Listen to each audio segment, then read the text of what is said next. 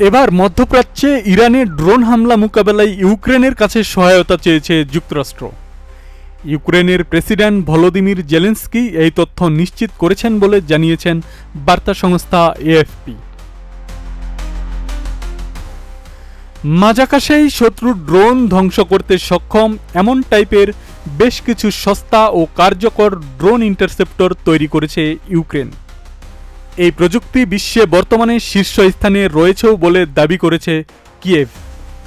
গত মঙ্গলবার মধ্যপ্রাচ্যে যুক্তরাষ্ট্রের মিত্র দেশগুলোকে একটি প্রস্তাব দিয়ে জেলেনস্কি জানান, আকাশ প্রতিরক্ষা ক্ষেপণাস্ত্রের বিনিময়ে ইউক্রেন তার মিত্রদের এই ইন্টারসেপ্টরগুলো দিতে পারে, যা ইরানি ড্রোন হামলা থেকে তাদের আরও ভালো সুরক্ষা দেবে।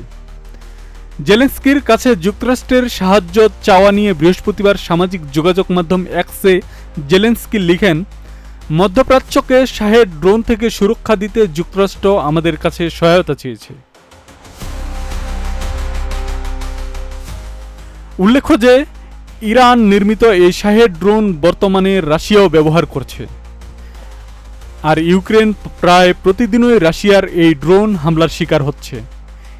এসব ড্রোন দেশটির আবাসিক এলাকা, বেসামরিক অবকাঠামো এবং বিদ্যুৎ কেন্দ্রগুলোকে লক্ষ্য করে ছোড়া হয়। তারই প্রেক্ষিতে কিয়েভের কাছে এই ধরনের সাহায্য চেয়েছে যুক্তরাষ্ট্র।